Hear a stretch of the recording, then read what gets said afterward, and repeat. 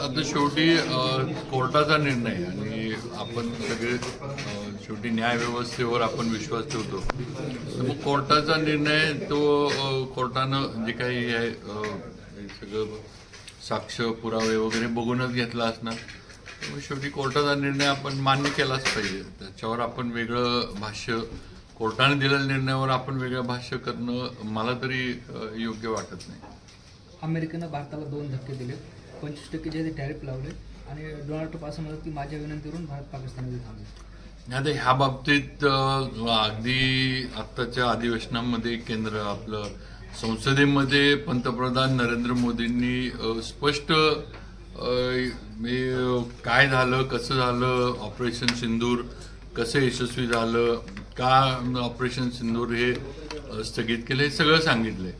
आता आपण आपल्या देशाच्या पंतप्रधानांवर विश्वास ठेवायचा का ट्रम्प अमेरिकेत बसून काय तर म्हणतात म्हणून त्यांच्यावर विश्वास ठेवायचा, हा विषय. शेवटी आपला देश आपण आपले पंतप्रधान नरेंद्रजी मोदी चालवतात. आपला देश त्यांनी पुढे नेला. आता सुद्धा अतिरेक्यांना एक कडक भूमिका घेऊन त्यांची जागा किंवा अगदी त्यांना संपवण्यापर्यंतची भूमिका मोदीजींनी घेतली आहे. जर आपले पंतप्रधान सांगतात ते आपण खरं म्हणजे भारताच्या यांनी खरं मानलं पाहिजे. बाहेरच्या देशाचा कोणतरी पंतप्रधान आपल्या देशाबद्दल किंवा राष्ट्रपती किंवा काय तर बोलतो त्याच्यावर काय फार आपण लक्ष देणं गरजेचं असं नाही. आता टॅरिफचा विषय जर तुम्ही बोलला तर त्या बाबतीमध्ये नक्कीच केंद्र सरकार योग्य धोरणं हे करेल किंवा केली पण असतील. आता मी त्याच्याबद्दल मला काय तेवढं त्यातली माहिती जास्त नाही त्यामुळे सांगू शकणार नाही. पण नक्कीच भारताला किंवा भारताच्या इकॉनॉमीला कुठेही धक्का पोचत किंवा भारतीय आपले व्यवसाय असतील, कारखानदार असतील, ह्यांना कुठेही धक्का पोचल असं आपल्या सरकारकडनं तरी मोदीजींच्या ह्याच्यामध्ये होणार नाही याची नक्कीच मी खात्री देऊ शकतो.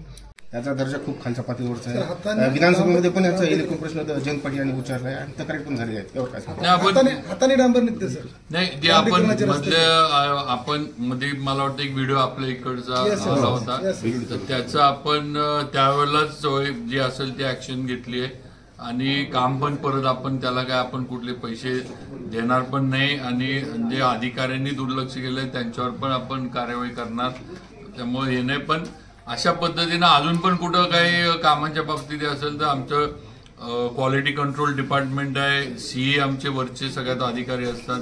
त्या सर्वांच्या माध्यमातनं म्हणजे जबाबदार अधिकाऱ्यांच्या माध्यमातून आपण क्वालिटीच्या बाबतीमध्ये चौकशी नक्की करू. सर, नांदेड जिल्ह्याच्या विभागामध्ये मागच्या काही अनेक वर्षापासून खुर्चीची शिवणापाणी चालू आहे आणि भ्रष्टाचार जो झाला त्यांच्यावर आरोपही झाले आणि त्याच्यामध्ये काही चौकशी आहेत. अशा अधिकाऱ्यांना परत परत त्या ठिकाणी बसवण्याचा नांदेड जिल्ह्यामध्ये फार चालू झालेला. आता माझ्या माहितीनं सध्या तरी इथं सीईंची जागा तर रिक्तच आहे. म्हणजे आता नवीन आता सब डिव्हिजन म्हणजे सीई जे आपले नांदेड डिव्हिजनचे जे आहे याची जागा रिक्तच आहे. कारण पूर्वी जे होते ते रिटायर झाले तेव्हा माझ्या माहितीनं संभाजीनगरच्या सीईंकडं इथला चार्ज होता.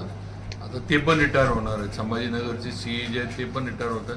त्यामुळे एक फुल टाइम म्हणजे चांगला अधिकारी देण्याचा आम्ही निर्णय केलाय आणि लवकरच सीई जो आहे नांदेड रिजनला तो नवीन आम्ही इथं चांगला अधिकारी देतो. सब डिव्हिजन भोकर आहे तिथला अधिकारी परत परत तिथून काढला जातो, परत तो तिथं येतो आणि वृत्तपत्रातही बातम्या त्याच्या विरोधात छापल्या जातात पण परिणाम कुठलाही दिसून येत नाही. सर कसं आहे आता एक लक्षात घ्या आपण आता समजा अधिकाऱ्याच्या विरोधात तक्रार जरी आली आपल्याला शेवटी जे डिपार्टमेंटल इन्क्वायरी ज्याला म्हणतो आपण ती आपल्याला पूर्ण तर केली पाहिजे. आपण आता काही गोष्टी जसे परवाचा तो व्हिडिओ म्हटला तुम्ही किंवा आता ते नागपूरचा जे व्हिडिओ आला ते हे जे समोर लगेच आले त्याप्रमाणे आपण कार्यवाही केली, सस्पेंड केले वगैरे करतोय.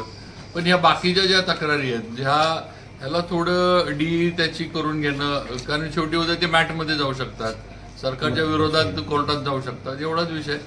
अशा पद्धतीनं जे अधिकारी तुम्ही म्हणताय मग आपण आता भोकरचं नाव घेतलं विभागाचं त्याची आपण हे करू आणि त्यांचं तशा जर कामाच्या बाबतीमध्ये जर त्यांचा हलगर्जीपणा असला, दुर्लक्ष असलं कुठं चुकीच्या पद्धतीनं कॉन्ट्रॅक्टरांशी संगनमत करून काही केलं जात असलं तर त्यांना कुठेही आम्ही सोडणार नाही. आम्ही कडक कार्यवाही विभागाच्या माध्यमातून 100% करणार. सर ऑपरेशन यावर देवेंद्र फडणवीस यांनी वक्तव्य केलं असून ते म्हणतात की हा सैन्याचा आणि मूर्खांचा अपमान 100% करणार. तुम्ही एवढी सगळं हे झालं, सगळ्या जगाचं या पाकिस्तान आणि आपलं जे ऑपरेशन सगळ्या जगाचं लक्ष होतं आणि असं असताना आपल्याच यांना कमी लेखायचं किंवा आपल्या सैन्याला तमाशा होता वगैरे जे काही तुम्ही म्हटलं ते किती अत्यंत दुर्दैवी आहे. म्हणजे राजकारणासाठी आणि स्वतःचा पक्ष किंवा स्वतःच्या पक्ष टिकवण्यासाठी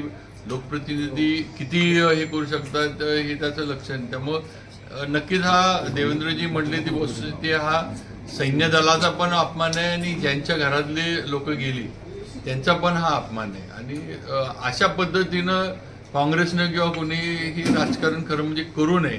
जिथं देशाच्या ह्याचा विषय येतो म्हणजे देशाचं ज्यावेळेला संरक्षणाचा किंवा देशाच्या नाही तिथं राजकारण आणलं नाही पाहिजे. सगळ्यांनी एक संघ एकत्र राहिलं पाहिजे हे नक्कीच आहे. त्यामुळे असं जरा यांनी करू नये किंवा काँग्रेसवाल्यांनी तरी हे थांबवावं अशी माझी पण त्यांच्याकडनं अपेक्षा आहे. शक्तीपीठ झाला हा समृद्धी महामार्गाचा फायदा आपण बघतोय. त्यामुळं जे शक्तीपीठ महामार्ग पण मुख्यमंत्री देवेंद्रजी फडणवीसांचं एक म्हणजे काय ड्रीम प्रोजेक्ट आहे आणि त्याची आता MSRDC कडनं खरं म्हणजे त्याची सुरुवात सगळी झाली आहे. विरोध जरी असला तरी संबंधित शेतकरी वगैरे यांच्याशी चर्चा करून MSRDCच्या माध्यमातून या रस्त्याचं काम जे आहे ते पुढे जाईल. कुठेही देवेंद्रजींनी पण सांगितलं किंवा आम्ही काय जबरदस्ती किंवा असं काही करून करणार नाही. त्या लोकांशी चर्चा करून किंवा पण हे राज्याच्या प्रगतीच्या किंवा आता जे आपण रिलिजियस टुरिझम म्हणतोय आता आपण आता हे शक्तीपीठचा हेतू हाच आहे की जे आपले महत्वाचे धार्मिक स्थळं आहेत ही जोडायचं. म्हणजे थोडक्यात धार्मिक टुरिझम रिलिजियस टुरिझम जे आहे हे राज्यामध्ये वाढलं पाहिजे आणि लोकांनाही मिळालं पाहिजे. आणि त्याच्यामुळे परिणाम कुणावर होणार आहे शेवटी ते तिथल्या म्हणजे काय म्हणतो इकॉनॉमी जी आहे शहरांची गावांची किंवा त्या देवस्थानांची पण त्याच्यावरच होणार आहे. ती वाढणार आहे याच्यामुळं. त्यामुळं ह्याचा आता विरोध जर कुठलंही नवीन काम करायचं म्हटलं की जर विरोध करणारे पहिले तयारच असतात त्यात काही नवीन नाही आपल्या इथं. पण हा प्रकल्प नक्की मुख्यमंत्र्यांच्या नेतृत्वाखाली पार पडेल याची मला खात्री आहे. सगळ्यांना विश्वास देतात.